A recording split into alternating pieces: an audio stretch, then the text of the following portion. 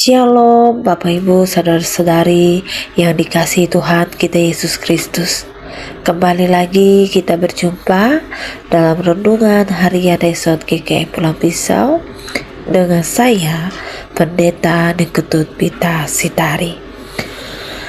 Renungan yang akan disampaikan untuk kita hari ini yaitu Jumat 6 September 2024, di mana nas renungan itu diambil dari kitab Amsal pasal yang keempat ayat yang ke-10 sampai ayat yang ke-27 dengan perikop nasihat untuk mencari hikmat. Mari kita berdoa sebelum mendengarkan renungan firman Tuhan. Terpujilah Tuhan yang begitu baik dan teramat baik dalam kehidupan kami. Terima kasih atas hari ini. Kami masih diberikan kesempatan untuk mendengarkan renungan firman Tuhan. Biarlah Roh Kudus-Mu memampukan kami untuk dapat melakukan firman-Mu. Terima kasih Tuhan Yesus, kami berdoa. Amin. Bapak Ibu Saudara-saudari yang dikasihi Tuhan, nas kita pada hari ini merupakan nasihat yang disampaikan Raja Salomo bagi bangsa Israel, supaya mereka selalu mencari hikmat yang berasal daripada Allah. Karena hikmat itu sangat penting untuk umat manusia. Dengan hikmat, umat manusia boleh menempuh jalan yang baik dalam hidupnya. Kita melihat dalam nas kita pada saat ini apa yang menjadi nasihat Raja Salomo supaya mereka boleh memperoleh hikmat dalam hidup. Yang pertama yaitu dalam ayat yang ke-10 sampai ayat yang ke-13, di mana Raja Salomo menekankan kepada umatnya supaya mereka boleh selalu berpegang dalam apa yang sudah disampaikan, yang sudah diajarkan kepada mereka. Mereka tetap dapat melakukan itu dan mereka tetap teguh dalam menjalani itu semua, sehingga mereka tetap memperoleh hikmat yang berasal daripada Allah. Yang kedua yaitu dalam ayat yang ke-14 sampai ayat yang ke-17, supaya mereka juga tidak berjalan menurut orang fasik, agar mereka tidak tersandung di dalam kehidupan mereka. Yaitu dalam ayat yang ke-18 dan ayat yang ke-19, di mana juga dalam hidup mereka juga harus menempuh jalan orang yang benar, karena jalan orang yang benar akan terus menerangi jalan mereka. Namun ketika mereka menempuh jalan yang fasik, di mana jalan yang fasik itu akan menuntun mereka ke jalan kegelapan. Dan yang keempat yaitu dalam ayat yang ke-20 sampai ayat yang ke-22, di mana Raja Salomo juga menekankan kepada mereka apa yang disampaikan bagi mereka itu yang harus mereka jalani dan lakukan dalam hidup mereka, karena itu yang akan memberikan kehidupan dan kesembuhan bagi umatnya.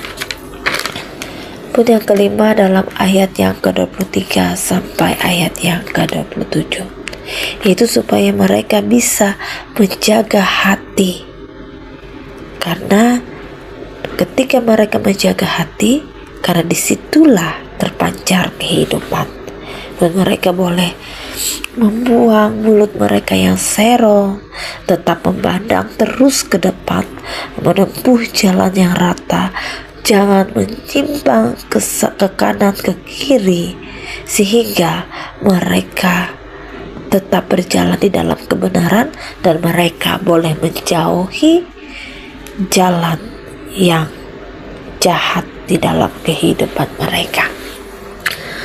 Bapak, Ibu, saudara-saudari yang dikasihi di dalam Tuhan kita Yesus Kristus, apa yang menjadi nasihat Raja Salomo bagi bangsa Israel atau bagi umatnya, di mana itu juga nasihat yang harus kita lakukan di dalam kehidupan kita.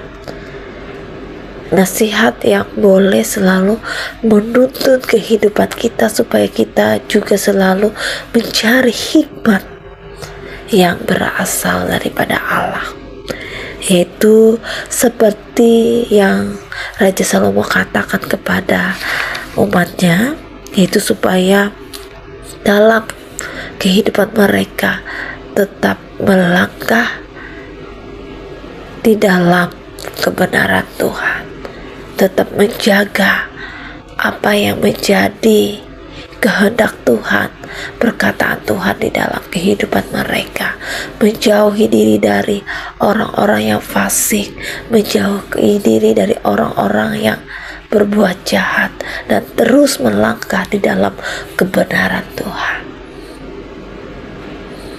Itu juga yang harus kita lakukan di dalam kehidupan ini, supaya kita tetap memilih jalan yang benar, jalan yang baik dalam kehidupan ini, jalan yang menuntun kita supaya kita tidak menyimpang ke kanan ke kiri, jalan yang menuntun kita supaya kita tetap melangkah di jalan kebenaran Tuhan, sehingga di dalam kehidupan kita